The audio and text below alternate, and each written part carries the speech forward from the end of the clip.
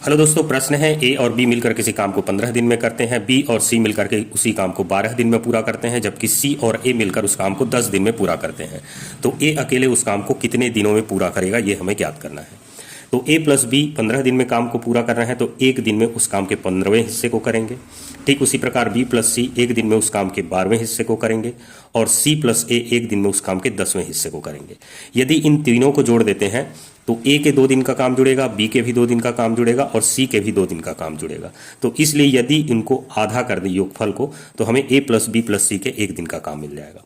तो लघुत्तम समापवर्त आ जाएगा 60 के बराबर, और 15 चौक 60, 12 पंछे 60, 10 छक्के 60, और बाहर में है 1/2।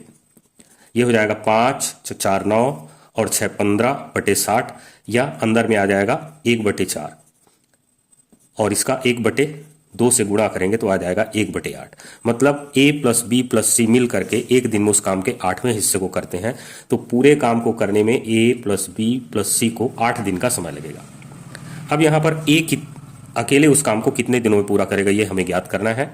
तो यदि ए प्लस बी प्लस सी के एक दिन के काम से बी प्लस सी के एक दिन के काम को घटा दें, तो हमें ए के अकेले एक दिन का काम मिल जाएगा। तो ए प्लस बी प्लस सी 8 दिन में कर रहे हैं, तो एक दिन में उस काम के 8वें हिस्से को करेंगे, और बी प्लस सी 12 दिन में कर रहे हैं, तो एक दिन में उस काम के 12वें हिस्से को करेंगे।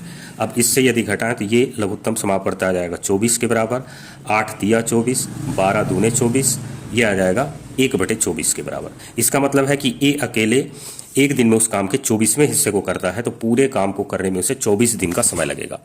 Thank you.